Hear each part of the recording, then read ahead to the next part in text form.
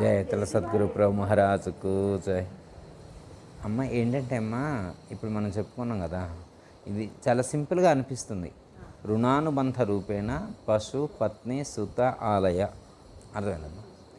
మనకు ఏదైతే ప్రాప్తం ఉన్నదో అది ఈ ప్రపంచం మొత్తం కలిసి ప్రయత్నం చేసినా మనకు ప్రాప్తించేదాన్ని ఆపలేదు. మనకు వచ్చేటువంటి ప్రాప్తం లేదనుకోమ్మ, మనం ఎంత ప్రయత్నం చేసినా అది రాదు. మనకు వచ్చే ప్రాప్తం ఉంటే అప్రయత్నంగానే వస్తుంది. అర్థమైందమ్మా? ఇప్పుడు ఏంటంటే అమ్మా, మనకు రావాలని రాయబడి ఉందనుకోమ్మా, మనకు రాయాలని రాయబడి ఉన్నప్పుడు ఎవరు ఆపలేరు. ఈ ప్రపంచంలో మనకు రావాలని రాయబడి ఉన్నటువంటి దాన్ని ఎవరు ఆపలేరు. మనకు వచ్చే ప్రాప్తం లేదనుకోము, మనకు వచ్చే ప్రాప్తం లేదు, మనం అనుభవించేటువంటి యోగ్యత మనకి లేదు, మనకు కానీ మన పిల్లలకు కానీ మన కుటుంబ సభ్యులకు లేదనుకోమ్మా, దాన్ని ఎవరు ఎంత ప్రయత్నం చేసినా తీసుకురాలేదు. ఇక అది రిటర్న్ రాదు. ఇదేంటంటే అమ్మా, రుణానుబంధంగా వచ్చేటువంటిది అన్నమాట. మనకు అనుభవించేటువంటి యోగ్యత ఉన్నదా లేదా అనేటువంటిది అక్కడ రాయబడి ఉంటుంది అన్నమాట. అర్థమైందమ్మా? అందుకని మనం భగవంతుని మీద భారం వేసి మనం చేయాల్సినటువంటి ప్రార్థన చేస్తే మళ్ళీ మనం చేయాల్సిన ప్రయత్నం కూడా మనం చేయాల్సిన ప్రయత్నం చేయాలా, భగవంతుని మీద భారం వేయాలి. ఈ రెండు చేసినప్పుడమ్మా మనకు వచ్చేది వచ్చి తీరు వచ్చేది. ఇవన్నీ ఏంటంటే అమ్మా, మనం గత జన్మలో వాళ్ళకు రుణపడి ఉంటే ఇప్పుడు పోతుంది వాళ్ళకి. ఎందుకంటే అమ్మా, ఇప్పుడు పోయిన జన్మలో మనం వాళ్ళ దగ్గర తీసుకున్నాం, మనం తీసుకున్నాం అనుకోము, ఈ జన్మలో వాళ్ళు తీసుకుంటారు. దీన్ని ఏమంటారంటే యాక్షన్ అండ్ రియాక్షన్. మనం గత జన్మలో చేసిన దానికి ఈ జన్మలో అది ప్రతిఫలం. గత జన్మలో మనం చేసిందే ఈ జన్మలో అనుభవిస్తూ ఉన్నాం. కొత్తది ఏమీ లేదమ్మా, గత జన్మలో సర్కిల్ లాగా తిరుగుతూ ఉంటుంది. అయితే మనం అనుభవించాల్సిన కర్మఫలం మన దగ్గర వచ్చి ఆగుద్ది. అది మనమే అనుభవించాలి. మనం కాకుండా ఇక అనుభవించేటువంటి వాళ్ళు వేరే ఎవరు ఉండరమ్మా. మనమే అనుభవించాలి. ఈ ప్రపంచంలో ఎవరి కర్మఫలాన్ని వారే అనుభవించాలి, ఇంకొకళ్ళు అనుభవించరు. మిగతా వాళ్ళందరమ్మ ప్రేక్షక పాత్ర వహిస్తారు. సపోజ్ ఉదాహరణకమ్మా, ఒక ఆయన కోటీశ్వరుడు ఉన్నాడమ్మా. ఆయనకి 100 కోట్ల ఆస్తి ఉంది. ఆయన కాలు మీద కాలేసుకొని బ్రతికే మనిషి. అర్థమైందమ్మా? దాదాపు ఇంట్లో ఒక 20 మంది పనోళ్ళు ఉన్నారు. ఇంట్లో 20 మంది రకాల పనులు, ఏ పని చేసేవాళ్ళు అది చేస్తుంటారు. ఆయన కానీ ఆయన భార్య కానీ ఫ్యామిలీ మెంబర్స్ కానీ అసలు కుర్చీల మీద నుంచి దిగరు, మంచాల మీద నుంచి దిగరు అనమాట. కోట్ల ఆస్తి ఉంది. టిఫిన్ నోటికాడికి వచ్చింది. అర్థమైందమ్మా? భోజనం నోటికాడికి వచ్చింది, మంచినీళ్ళు నోటికాడికి వస్తాయి, మసాజ్ సెంటర్లు ఏదంటే అది వాళ్ళు ఎంత లగ్జరీ లైఫ్ మెయింటైన్ చేస్తూ ఉన్నారు. అర్థమైందమ్మా? ఇప్పుడు ఆయనకి యాక్సిడెంట్ అయింది, కాలు ఫ్రాక్చర్ అయింది. ఇప్పుడు హాస్పిటల్లో అడ్మిట్ చేశారు.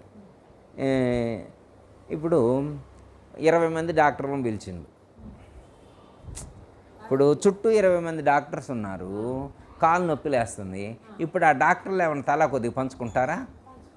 ఎందుకని? ఇంత ఆస్తి ఉందిగా. అదిగో, ఎంత ఆస్తి ఉన్నా కానీ, చుట్టూ ఎంతమంది బలగం ఉన్నప్పటికీ కూడా, మార్బలం ఉన్నప్పటికీ కూడా, మార్బలం ఎంతమంది ఉన్నప్పటికీ కూడా, ఎంత ధనం ఉన్నప్పటికీ కూడా బాధను పంచుకోవేది కాదు. బాధ ఎవరు చేసింది వాళ్ళే అనుభవించాలి. దీనికి ఛాన్స్ లేదు, సెకండ్ థాటే లేదు. అర్థమైందమ్మా? 100 వైద్యులున్నను బొందిన పగనేరునా, ఎందుకుర ఈ దేహముపై భ్రాంతి వీడర మానవాజికనైన నీవు మాయ పనులను మానుకొని గురుబోధ చేమకి జన్మలెత్తుట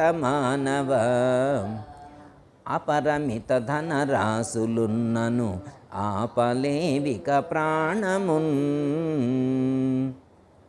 అర్థమైందమ్మా? ఈ ప్రపంచంలో ఎంత ఉన్నా కానీ ఎవరి కర్మఫలాన్ని వాళ్ళే అనుభవించాలి. అర్థమైందమ్మా? ఎంత ఇప్పుడు కాలుకు దెబ్బ తగిలిందని ఇంటికి తీసుకొచ్చారు, ఇంటికి డిశ్చార్జ్ చేశారు.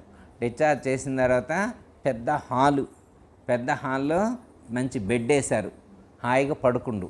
చుట్టాలు చూడటానికి 30 మంది వచ్చారు. చుట్టాలు చూడటానికి 30 మంది వచ్చారు. మంచం చుట్టూ కుర్చీలు వేసుకొని కూర్చున్నారు. ఓ బాబాయు, ఓ మామయ్య, ఓ తాతయ్య, ఇట్లా అందరూ ప్రేమగా పలకరిస్తున్నారు. నొప్పి ఎవరు భరించాలి? నొప్పి ఏ బాబాయ్ తీసుకుంటాడు, ఏ తమ్ముడు తీసుకుంటాడు, ఏ అన్నయ్య తీసుకుంటాడు? ఈ ప్రపంచంలో నొప్పిని నొప్పి అంటే ఏంటి? కర్మఫలాన్ని అట్లా షేర్ చేసుకునే ఛాన్స్ ఇంకొకళ్ళకి లేదు. కర్మఫలాన్ని వేరే వాళ్ళకి పంచుకోవటం అనేటువంటిది ఇంకొకళ్ళకి లేదు. ఎవరి కర్మఫలం వాళ్ళే అనుభవించాలి, ఇంకొకళ్ళకి అవకాశమే లేదు. మనకి గురువుగారు ఒక మాట చెప్తారమ్మా, కర్మ తప్పక బ్రహ్మ విష్ణు ఈశ్వరులు చిక్కుబడిరి. కర్మ తప్పక బ్రహ్మ విష్ణు ఈశ్వరులు చిక్కుపడిరి. గర్వపడకు దండివాడని గర్వమణచును యముడు నీకు.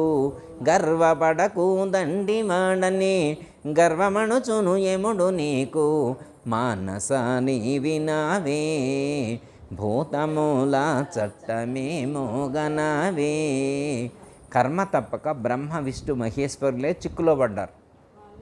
కర్మఫలాన్ని అనుభవించటం బ్రహ్మ విష్ణు మహేశ్వరులకు కూడా తప్పలేదట. మానవ మాత్రం మనమెంత తల్లి? అర్థమైందమ్మా? మనం కూడా కర్మఫలానికి లోబడే జీవించవలసి ఉంది. అయితే కర్మఫలాన్ని అనుభవించాలి. కాకపోతే ఏంటంటే మనం దైవానుగ్రహాన్ని పొందినప్పుడు మన యొక్క ప్రయత్నపూర్వకంగా, అది మంత్రస్మరణ ద్వారా కానీ, మంత్ర జపం ద్వారా కానీ, ఉపాసన ద్వారా కానీ, పూజ ద్వారా కానీ, ధ్యానం ద్వారా కానీ, ఇంకా సేవ ద్వారా కానీ, దాన ధర్మాల ద్వారా కానీ, ఒక సత్కార్యక్రమాన్ని మనం చేసినప్పుడు, కొంత పుణ్యఫలాన్ని మనం పొందినప్పుడు, ఆ పుణ్యఫలం వల్ల కొంత ఉపశాంతి కలుగుతుంది. ఆ బాధ యొక్క తీవ్రత తగ్గుద్ది. మనం పడేటువంటి ఆ బాధ ఉంటుంది కదమ్మా, ఆ బాధ యొక్క తీవ్రతను తగ్గించుకునేటువంటి అవకాశం ఉంటుంది. కర్మఫలం యొక్క తీవ్రతను తట్టుకునే శక్తి పెరుగుద్ది. కర్మఫలం అయితే అనుభవించాలి, కానీ ఆ తీవ్రతను తట్టుకునేటువంటి స్టెబిలిటీ మనకిస్తారు పరమాత్మ, ఆ శక్తి మనకిస్తారు. అర్థమైందమ్మా? కర్మఫలం అయితే ఖచ్చితంగా అనుభవించాల్సిందే, కానీ తీవ్రత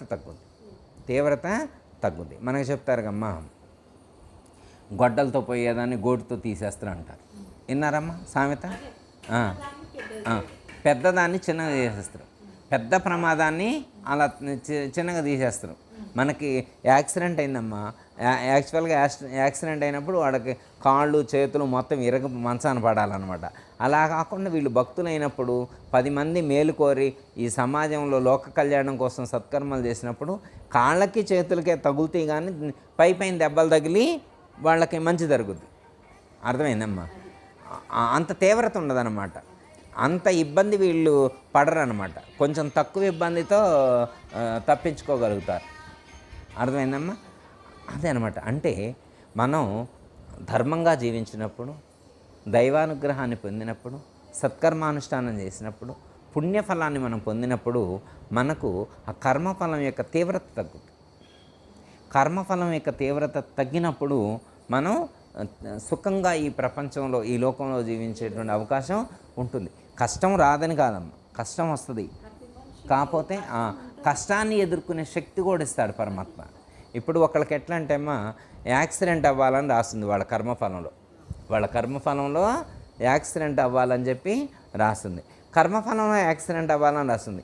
ఆయన ఏం చేసిందంటే, ఇవాళ మధ్యాహ్నం 2ంటికి యాక్సిడెంట్ కావాలని రాస్తుంది. అయితే ఆయన వస్తా దేవాలయం దగ్గరికి వెళ్ళి అక్కడ అనాథ పిల్లలు ఒక 20 మంది కనబడితే వాళ్ళందరికీ మంచిగా భోజనాలు పెట్టించి వచ్చింది.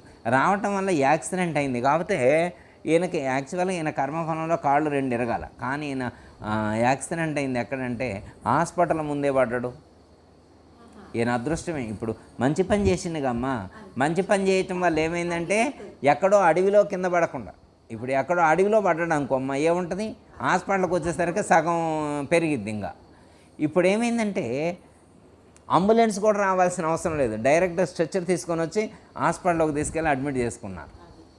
విత్ ఇన్ మినిట్స్లో ట్రీట్మెంట్ చేస్తారు. ఎమ్మటే తెల్లారిపాటికి తిరుగుతూనే ఉన్నాడు.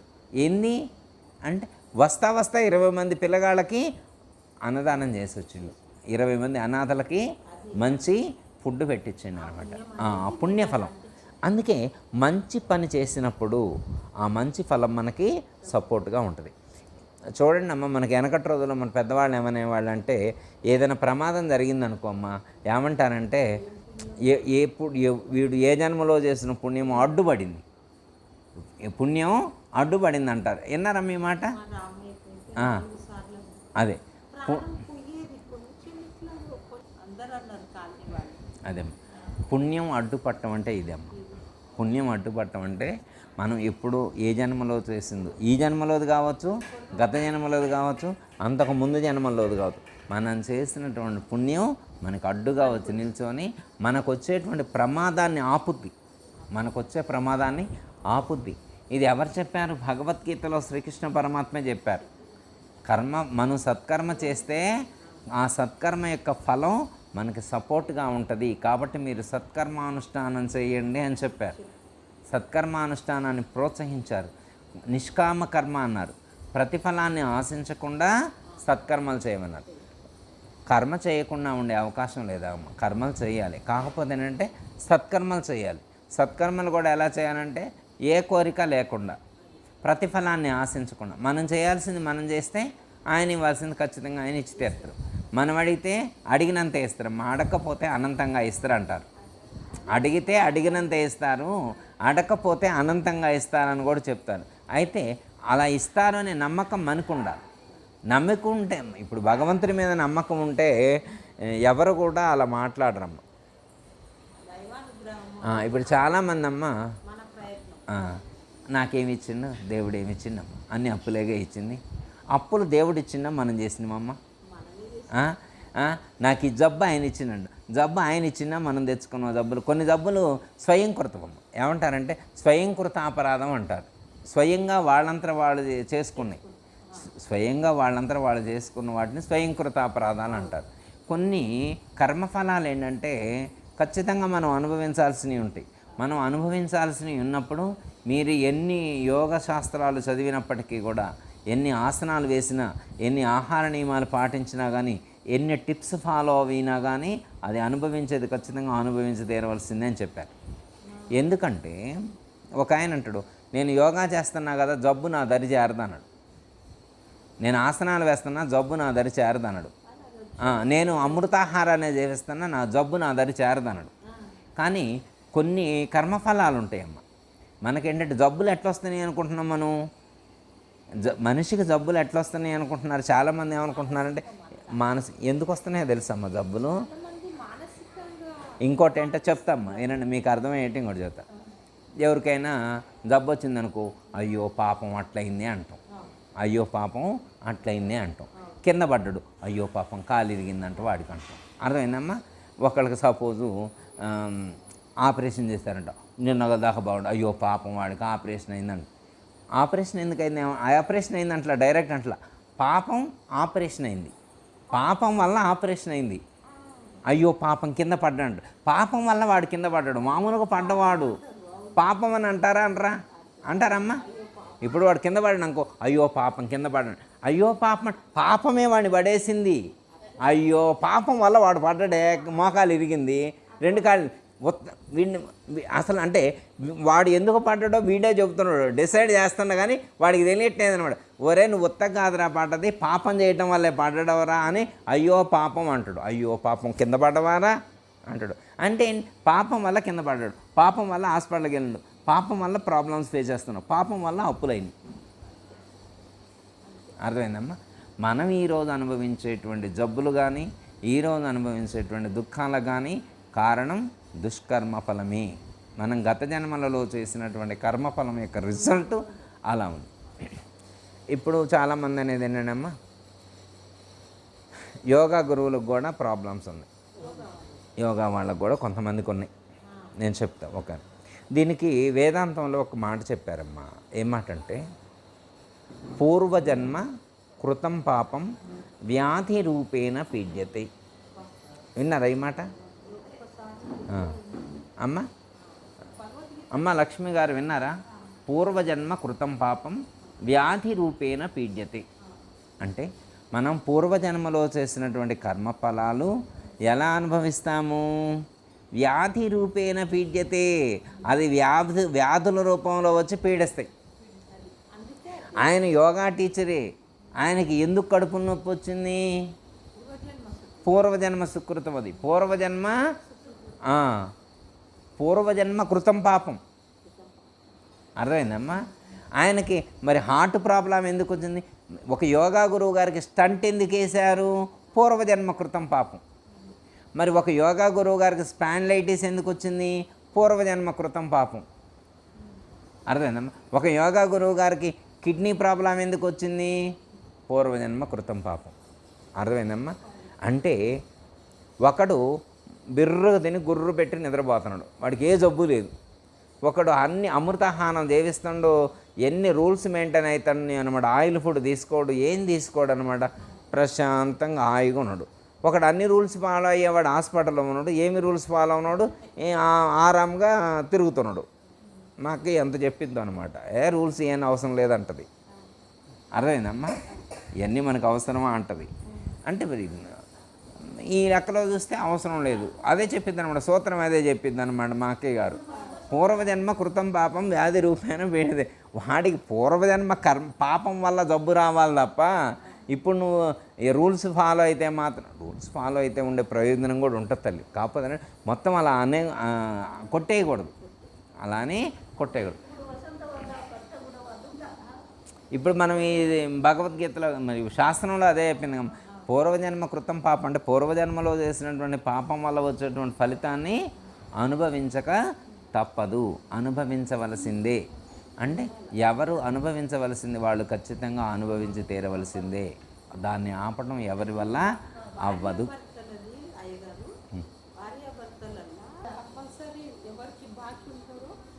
ఎవరికి ఎంత బాకీ ఉంటే అమ్మా పుట్టిన తర్వాత అంత రుణం తీసుకొని వెళ్తారు. చెప్తే నేనమ్మా, పిల్లగాడు ఒక ఆయన ఇలా శత్రువమ్మ, ఇప్పుడు డబ్బులు ఇచ్చిండు, 10 లక్షలు ఇచ్చిండు. 10 లక్షలు ఇస్తే ఆయన ఇయట్లేదు. నేను రోజు అడుగుతున్నా పోయి, ఈరా నాకు అవసరం ఉంది, ఈరా నాకు అవసరం ఉందంటే ఇయ్యట్లేదు. ఇట్లా కొన్ని రోజులు గడిచిపోయింది, ఆయన బాకీ ఇయ్యలేదు, నేను చనిపోయాడు. 10 లక్షలు 10 లక్షలు 10 లక్షలు అనుకుంటూ చనిపోయాడు. 10 లక్షలు 10 లక్షలు 10 లక్షలు అనుకుంటూ పుట్టుకో అన్నాడు. ఇప్పుడు 10 లక్షలు అనుకుంటూ పుట్టుకో అన్న తర్వాత ఇప్పుడు ఆయన ఇయ్యలేదు కదా. ఇప్పుడు ఆ చనిపోయిన ఆయన ఏం చేసిందంటే వీళ్ళ ఇంట్లో మనవడై పుట్టిండు. అర్థమైందమ్మా? వాడు 10 లక్షలు ఇయ్యలేదుగా, వసూలు చేసుకోవడానికి రావాలి కదా. మరి విడిగా అడిగితే ఇయ్యట్లే కదా. ఇప్పుడు మనవడి రూపంలో వచ్చిండు, వాళ్ళ మనవడి రూపంలో వచ్చిండు. ఇదొకటి, అట్లయినా వసూలు చేస్తారు. ఇంకోటి ఏంటంటే మనవడి రూపంలో వచ్చిన తర్వాత ఈయన ఆ పిల్లగాడికి రావటమే హార్ట్కు 2 హోల్స్ వేసుకొని వచ్చిండు పిల్లగాడు. ఈయన పిల్లగాడిని తీసుకెళ్ళి హాస్పిటల్లో అడ్మిట్ చేశారు. హాస్పిటల్ తీసుకొస్తే మరి వాళ్ళ కొడుకు దగ్గర ఏం లేవు, ఈయనే పెట్టమంట. ఇప్పుడు ఆ 10 లక్షలు ఎఫ్డి వేసిండు కదా, ఆ ఎఫ్డి తీసిండు. ఆ ఎఫ్డికి వడ్డీ 2 లక్షలు అయింది. 12 లక్షలు హాస్పిటల్లో కట్టిండు. 12 లక్షలు ఎప్పుడైతే ఆయన బిల్లు కట్టిండో ఆ హాస్పిటల్ ట్రీట్మెంట్ అయిందో ఆ పిల్లగాడు ఏమంటే పుట్టుకోన్నాడు, పోయిండు. 12 లక్షలు అయిపోయింది కదా, బాకీ తీర్చుకుండు కదా. ఇక వచ్చింది దేనికి? డబ్బుల కోసం వచ్చిండు పిల్లగాడు. మరి అడిగితే ఇస్తున్నాడు, అడిగితే ఇటలేదు కదా, మనవడై పుట్టిండు. 12 లక్షలు వసూలు చేసుకొని పోయిండు. మనం ఇవ్వకపోతే, అందుకేమ్మా ఎప్పుడు ఎక్కడ ఎవరికి రుణపడి ఉండకూడదు, ఎవరికి ఎప్పుడు రుణపడి ఉండకూడదు, రుణం తీర్చుకోవాలి. అర్థమైందమ్మా? రుణం తీర్చుకోవాలి. ఎక్కడ ఎవరికి బాకీ పడకూడదు తల్లి. ఉన్నంతలోనే సరిపెట్టుకునేటువంటి ప్రయత్నం చేయాలి. అట్లా. అందుకనే రుణం అనేటువంటిది ఎట్లాంటిదంటే అమ్మ, వడ్డీకి వడ్డీకి వడ్డీ వడ్డీ వడ్డీ వడ్డీ పెరిగి మనకు చక్రవడ్డీలే మనకు దుఃఖాన్ని కలిగించేటువంటి అవకాశం ఉంటుంది. అది తీర్చకపోతే జన్మ జన్మలకైనా కానీ దాన్ని కంపల్సరీ అట్లమ్మా. కొన్ని కొన్ని మనం అనుభవించవలసి ఉన్నటువంటివి ఖచ్చితంగా అనుభవించి తీరవలసిందే, అనుభవించి తీరవలసిందే. చిన్న ఎగ్జాంపుల్ ఒకటి చెప్తామ్మా, అంతే అమ్మా. చిన్న ఎగ్జాంపుల్ ఒకటి చెబుతా, మీకు విన్నదే అయ్యి ఉండొచ్చు, అయినా మళ్ళీ ఒకసారి గుర్తు చేస్తా. ఏంటంటే ఒక ఊళ్ళో ఒక గురువుగారు ఉపన్యాసం చెబుతున్నాడు. ఇదే చెప్పిండు అనమాట, కర్మఫలాన్ని ఎవరైనా అనుభవించాల్సిందే. మరి శ్రీరామచంద్రునైనా కానీ అనుభవించారు, అరణ్యాలకు వెళ్ళాడు. మరి కౌసల్య కూడా కర్మఫలాన్ని అనుభవించింది. అంటే మళ్ళీ వచ్చే జన్మలో దేవకిగా జన్మించి మరి కొన్ని సంవత్సరాల పాటు జైల్లోనే జీవితం గడపాల్సి వచ్చింది. కౌసల్య దేవకిగా జన్మించి మరి కారాగారంలోనే, కంసుడు చెరలో కారాగారంలో ఉండి అనుభవించవలసినటువంటి పరిస్థితి వచ్చింది. ఇట్లా ఇవన్నీ మనకు చెప్తున్నాడు, ఉపన్యాసం చెప్తున్నాడు. ఒక ఆయన నేను నమ్మను అన్నాడు. ఏం మీరు చెప్పేది అంతా కట్టుకథలో అంతా ఉళ్ళకే అబద్ధం, నేను నమ్మనండి అన్నాడు. నేను నమ్మను అన్నాడు. ఇప్పుడు ఆయన నమ్మించాల్సిన అవసరం ఈయనకు లేదు. ఈయనకేం అవసరం అమ్మా? ఈయన తెలుసుకున్నది. ఇప్పుడు నేను అనుకోమ్మా, భగవద్గీతలో చెప్పిందో మా గురువుగారు చెప్పిందో నాకు గుర్తున్నది నేను చెబుతాను. చెబితే అమ్మ అవతల వాడిని నేను నమ్మన్నాను అనుకో, నాకేంటి అవతల వాడు నమ్మితే ఏంటి, నమ్మకపోతే ఏంటి? నేను తెలుసుకున్నది నేను చెప్తున్నా, నీకు నమ్మకం అనిపిస్తే నమ్ము, లేకపోతే లేదు. అయితే ఆయన నమ్మనన్నాడు. ఎందుకో గురువుగారికి అనిపించింది వీడికి నమ్మకం కలిగిస్తే బాగా అనుకున్నాడు. వీడికి నమ్మకం కలిగిస్తే బాగా అన్నాడు. సరే గురువుగారు మీరు ఏదైనా చెప్పండి, రేపు నా జీవితంలో జరిగేటువంటి సంఘటన పలాంత జరిగిద్దని చెప్పండి, దాన్ని నేను తప్పించుకొని వచ్చి మీకు చూపించి ఛాలెంజ్గా కర్మఫలం అబద్ధం అని నేను ప్రూవ్ చేస్తా అన్నాడు. సరేనాయన మరి చూద్దాం, ట్రై చేద్దాం అన్నాడు. ఆయన మహాజ్ఞాని ఆ గురువుగారు కూడా. ఆయన యొక్క దివ్య జ్ఞానంతో ఆలోచించి, నాయన రేపు మధ్యాహ్నం 12:32 రేపు మధ్యాహ్నం 12:32 నువ్వు పాయసం తినే యోగ్యత నీకుంది. పాయసం తినే యోగ్యత ఉన్నది. దాన్ని నువ్వు తప్పించుకొని చూడు. 12:32 తర్వాత నేను పాయసం తినలేదని చెప్పి నా దగ్గరకు వచ్చి చెప్పు, నేను ఈరోజే ఈ గురుత్వం వదిలేసి నీకు శిష్యుడిగా ఉంటా, మీ ఇంట్లో ఏ చెబితే అది పని చేస్తా అన్నాడు. నీకు దాసునై దాసాన దాసుడికి దాసునై ఉంటా, నువ్వు ఏది చెబితే అది చేస్తా, రేపటి నుంచి నీకు గుమస్తాగా పనిచేస్తా, నీకు పో అన్నాడు. చెప్తాడు. ఈయన అంటాడు, గురువు గారు మీరు అంత మాట అనాల్సిన అవసరం లేదు, ఛాలెంజ్ ట్రై చేద్దామని నేను ట్రై చేద్దామని అనుకున్నా, రేపు 12:32 కల్లా నేను పాయసం తినకుండా మీ దగ్గరకు రావాలి అంతేగా అన్నాడు. అంతేనాయన అన్నాడు. రేపు మధ్యాహ్నం 12:32 తర్వాత నువ్వు నన్ను కలువు. 12:32 తర్వాత కలిసేప్పుడు గురువుగారు నేను ఈరోజు పాయసం తినలేదు అని నువ్వు నాకు చెప్పాలన్నాడు. ఓకే గురువుగారు అన్నాడు. ఈయన గురువుగారికి ఈ భక్తుడికి ఇద్దరికే ఈ అండర్స్టాండింగ్ అనమాట. ఇక తెల్లవారుదామనే లేచండి, ఎవరికి చెప్పాల. మరి ఎవరికి తెలుసు? గురువుగారితో ఈయనకు ఛాలెంజ్ చేసినట్టు ఎవరైనా తీసుకొచ్చి గురువుగారు శిష్యులైనా కానీ బలవంతంగా పెట్టియొచ్చుగా అని ఎవరికి చెప్పాల. ఎవరికి చెప్పకుండా తెల్లవారుదాం 4 లేచి అడవికి పోయిండు. ఎవరు చూడకుండా అడవికి పోయిండు. తెల్లారుదామును లేచి సద్దనం ఉంటే తిని అడవికి పోయిండు. అడవికి పోయి బాగా గుబురుగా ఉండేటువంటి ఒక చెట్టు చూసుకున్నాడు. మళ్ళీ కింద ఉంటే వీళ్ళు చూస్తే మళ్ళీ తీసుకొచ్చి ఏమైనా పెడతారేమని చెప్పి గుబురుగా ఉన్న చెట్టు చూసి పైకెక్కిండు. ఇక ఆ చెట్టు మీద ఉన్నట్టు వీడికి ఒక్కడికే తెలుసు, ఇంకెవరికి తెలియదు. ఆ చెట్టు మీద వీడు ఉన్నట్టు వీడికి ఒక్కడికే తెలుసు, ఎవరు కనబడకుండా ఉన్నాడు. ఇవి తెల్లారింది, 6 అయింది, 7 అయింది, 8 అయింది, 9 అయింది, 10 అయింది. ఈయన అనుకుంటున్నాము 10 అయింది, ఇంతవరకు ఎవడు రాలా, ఇంకా 2:32 అయితే ఇంక అయిపోయింది, నేను గెలిచినట్టే అనుకున్నాడు. 10:40 ఒక ఫ్యామిలీ అటుగా వస్తూ ఉన్నారు. ఈ చెట్టుకు దగ్గరనే అక్కడ ఇంకో చెట్టు ఉంటే ఆ చెట్టు కింద వాళ్ళు దిగారు, కారు ఆపుకొని అక్కడ దిగారు. అక్కడ దిగి వీళ్ళు ఆ రోజే పరమన్నం వండుకున్నారు. వాళ్ళు పరమన్నం వండుకున్నారు. అప్పటికే 11:50 అయింది, వండుకోవడం పూర్తయింది. 11:50 అయింది. అది వాళ్ళు తిందామనుకున్నారు. తీసి బౌల్స్లో పెట్టుకొని తిందామనుకున్నారు. ఆ తిన్న అంతలోకి ఆవిడకి ఇలాచి గుర్తొచ్చింది, ఇలాచి పౌడర్ తెచ్చినట్టు. అంతలోకి బందిపోటు దొంగలు అంటారు కదా, వాళ్ళు వీళ్ళని చూసి ఆడికొచ్చారు. ఈమె వాళ్ళు వాళ్ళు వచ్చే టైంకి ఈవిడ దాని మీద పౌడర్ చల్లింది, ఇలాచి పౌడర్. అయితే తిందామనుకున్నారు. వాళ్ళు దొంగలను చూసి ఏమన్నా చల్లారేమని దొంగలు అనుకున్నారు. చూసిండ్రు, దగ్గరకు వచ్చారు. ఏందో చల్లారు. అయితే వీళ్ళ దగ్గర ఉన్న డబ్బులన్నీ ఆయన తీసుకున్నారు, పంపించేశారు. ఇప్పుడు ఆ వీళ్ళకి ఆకలి అవుతుంది, పరమన్నం తిందామనుకున్నారు. తిందామంటే మరి ఏదో చల్లింది కామా, మరి ఏమైనా విషం చల్లిందా, అదేమైనా విషానికి సంబంధించినటువంటి పౌడర్ ఏమైనా చల్లిందా, ఎట్లా తేలాలి ఇది అంటే వీళ్ళు ఏమనుకున్నారంటే, ముందు ఇది ఎవరికైనా మన నలుగురు దొంగల కాకుండా బయటోడు ఎవరికన్నా కొద్దిగా పెడదాం, వాడు తిన్న తర్వాత బతికితే మనం తిందామనుకున్నారు. సరే ఎట్లా ఏం చేద్దామని ఎతికితే పుట్ట పురుగు లేడా, మనిషి ఒక్కడు కూడా లేడా ఆడ. మరి ఇటు చెట్టు మీద నుండి చూస్తూనే ఉండు, ఏం జరిగేది తెలుస్తూనే ఉంది కానీ సైలెంట్గా ఉండు, మౌనంగా ఉన్నాడు. వాళ్ళు ఏం చేశారంటే ఈ పరమన్నం మొత్తం ఓ దాంట్లో పెట్టుకొని వీడు పైన చెట్టు ఎక్కిన ఆ చెట్టు కిందకే వచ్చి ఆ కింద ఒక మ్యాట్ వేసుకొని పడుకున్నారు. టైం ఉంది అంటే తేలట్లేక ఎవడన్నా దొరికితే వాడికి తినిపించిన తర్వాత వాడు బతుకుంటే విడదాను. చూస్తే పైన కనపడుతుంది. వీళ్ళు చెట్టు కింద పడుకున్నానమ్మా, చెట్టు కింద పడుకుంటే పైన కనపడినా పైన కనపడ్డాడు. ఇక వాడిని కింది దించారు, నేను దిగనన్నాడు. కత్తులు పట్టుకొని పెద్ద పెద్ద కత్తులు పట్టుకున్నాడు. అంటే నువ్వు పరమన్నం కొద్దిగా ముందు తిను, నువ్వు తిన్న తర్వాత బతికితే మేము తింటాం అన్నాడు. వాడంటాడు, నేను పులిహార అయిన తింటా, చక్కెర పొంగలైన తింటా, లడ్డూలైన తింటా, ఏదైనా తింటా, బాలుషా తింటా, మైసూరు బాగా తింటా, ఈ పరమన్నం తప్ప ఏదైనా తింటాడు. కాదురా, నువ్వు పరమన్నమే తినాలా, నువ్వు పరమన్నమే తినాలన్నారు దొంగలు కథలు. ఇక వాడికి ఇష్టంతో పని ఉందా, వాడి ఇష్టంతో పని లేదు. తినటం తినకపోవడం వాడి ఇష్టంతో పని లేదు. బలవంతంగా వాడితో పరమన్నం తినిపించారు. తినిపించడంలోనే ఎమ్మటే అలారం మోగింది 12:30. 12:30 అలారం మోగింది.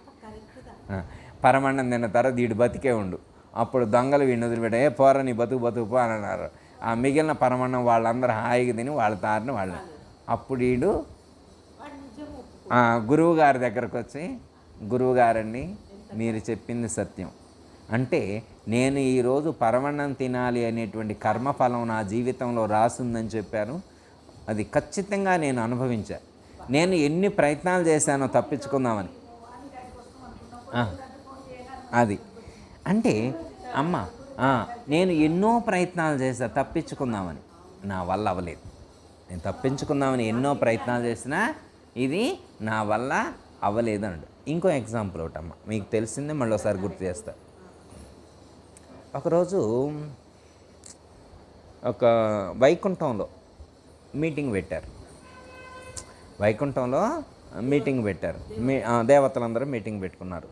అందరూ ఎవరు వాళ్ళ వెహికల్స్ తోటి వాళ్ళు వచ్చేస్తున్నారు. అర్థమైందమ్మా? వైకుంఠం అంటే కైలాసం నుంచి శివుడు నంది వాహనాన్ని ధరించి వచ్చారు. పార్వతీ పరమేశ్వరులు బ్రహ్మను సరస్వతీదేవి హంస వాహనం మీద వచ్చారు. ఇట్లా దేవతలు వాళ్ళ వాహనాన్ని అధిరోహించి వస్తూ ఉన్నారు. యమధర్మరాజు తన యొక్క వాహనం మీద ఆయన వచ్చాడు. యమధర్మరాజు వాహనం ఏంటి? యమధర్మరాజు వాహనం దున్నపోతు, మహిషం. ఆ వాహనం మీద వచ్చింది. ఆయన వస్తూ ఉన్నప్పుడు బయట ఒక చెట్టు మీద ఒక పక్షి కనపడింది. పక్షి, ఒక చిన్న బర్డ్. అది చాలా క్యూట్గా ఉంది. చూస్తూనే కన్ను అర్పైతే కాకుండా ఉన్నట్లుగా ఉంది. అయితే ఆ వైకుంఠం బయటే గరుత్మంతుడు ఉన్నాడు. గరుత్మంతుడు విష్ణుమూర్తి వాహనం బయట ఉన్నది. ఈ యమధర్మరాజు ఆ పక్షిని చూడటం గమనించండు గరుత్మంతుడు. ఏంది యముడు దృష్టి ఆ పక్షి మీద పడ్డది, పాపం చిన్న పక్షి, అదేం బతికిద్ది అనుకున్నాడు. యమధర్మరాజు లోపలికి వెళ్ళేసరికి గరుత్మంతుడు అనుకున్నాడు, దీన్ని ఎట్లయినా కాపాడాలని. బయటకు వచ్చేసరికి దీని ప్రాణాలు కాపాడాలి, ఆయన కంట పడకుండా చేయాలి. చెప్పి ఆ పక్షిని తీసుకొని 200 కిలోమీటర్ల దూరంలో ఉన్నటువంటి ఒక మర్రి చెట్టు మీద వదిలిపెట్టి వచ్చిండు గరుత్మంతుడు. ఫాస్ట్గా వెళ్ళండి, ఫాస్ట్గా వచ్చండి. గరుత్మంతుడు ఫాస్ట్గా వెళ్తారు కదా, మన ఫ్లైట్లు కంటే వేగంగా వెళ్తారు గరుత్మంతుడు. వెళ్ళి వచ్చిండు. మీటింగ్ అయిపోయిన తర్వాత యమధర్మరాజు లోపల నుంచి బయటకు వచ్చిండు. కాసేపట్లో బయటకు వచ్చిండు. నేను పని అయిపోగానే వచ్చిండు. వచ్చిన తర్వాత మళ్ళీ ఆ చెట్టుకెళ్ళి చూసిండు, పక్షి కనపడలా. చెట్టుకెళ్ళిన పక్షి కనపడలా. ఏదో మనసులో తానే అనుకుంటూ వెళ్తున్నాడు. అప్పుడు గరుత్మంతుడు ఎదురైండు. ఏం స్వామి, ఏం కథ? చెట్టుకెళ్ళి చూసి అటు ఇటు ఏదో మాట్లాడుకుంటున్నావు ఏంటన్నాడు. ఏమి లేదు నాయన, నేను ఇందాక లోపలికి వెళ్ళేప్పుడు ఒక పక్షి కనిపించింది ఇక్కడ, దాని గురించి నేను ఆలోచిస్తూ ఉన్నా, పని అయిపోయిందిలే అన్నాడు. పని అయిపోవటం ఏంటన్నాడు. పని అయిపోవటం ఏంటన్నాడు మళ్ళీ గరుత్మంతుడు. ఏం లేదు నాయన, ఇక్కడ ఉన్న చిన్న పక్షి కాదా ఇది, ఇది 200 కిలోమీటర్ల దూరంలో ఉన్నటువంటి ఒక కొండ చిలువకు లేదా ఒక పాముకి ఆహారంగా మారాలని దాని తల మీద రాస్తుంది. దాని తల మీద 200 కిలోమీటర్ల దూరంలో ఉన్నటువంటి పాముకి ఇది ఆహారంగా మారాలని ఉంది. మరి ఇది అంత స్పీడ్గా ఎట్లా ఎగరగలిగిద్దా అని నేను అనుకున్నా. పని పూర్తి చేసినవులే, నువ్వు సామాన్యుడు కాదుగా, దాని కర్మఫలాన్ని నువ్వు తీర్చినవులే అన్నాడు. అర్థమైందమ్మా? అంటే 200 కిలోమీటర్లు ఇది ఎంత వేగంగా వెళ్ళినా వెళ్ళలేదు కదా అని చెప్పి ఈయన అర్థమైందమ్మా. అంటే ఈయన ఇప్పుడు గరుత్మంతుడు మంచి చేయాలనుకున్నాడా, చెడు చేయాలనుకున్నాడా? మంచి చేయాలని అనుకున్నాడు కదా. అమ్మ, ఈ ప్రపంచం మొత్తం కలిసి మంచి చేయాలని చూసినా కానీ వాడు అనుభవించవలసినటువంటి కర్మఫలాన్ని ఎవడూ మార్చలేడు. ఒకరోజు ఒక అతనికి కర్మఫలం బలంగా ఉందంట. లక్ష్మీదేవికి స్తోత్రం చేస్తున్నాడు, విష్ణుమూర్తికి స్తోత్రం చేస్తున్నాడు. ఎట్లయినా విష్ణుమూర్తి అంటాడు, ఏమమ్మా వాడు ఎన్ని అష్టలక్ష్మి స్తోత్రం చేసినా కానీ, అష్టలక్ష్మి అష్టోత్తరాలు చదివినా కానీ వాడి కర్మఫలం మార్చలేము తల్లి అంటాడు లక్ష్మీదేవితోడు. కాదు స్వామి, వాడు చాలా బాధలో ఉన్నాడు. నిన్ననే నాకు లక్ష్మీ సహస్రనామ స్తోత్ర పూజ కూడా చేయించిండు ఆ భక్తుడు. ఎట్లయినా వాడికి నేను సహాయం చేయాలి అని చెప్పింది.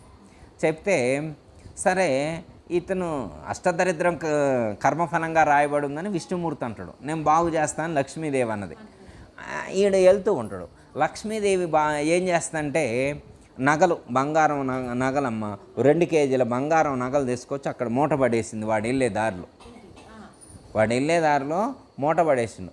మూట పడేస్తే మరి వాడు అప్పుడు దాకా బాగానే వచ్చిన తర్వాత అక్కడికి వచ్చిన తర్వాత వాడికి ఏదో గుర్తొచ్చింది.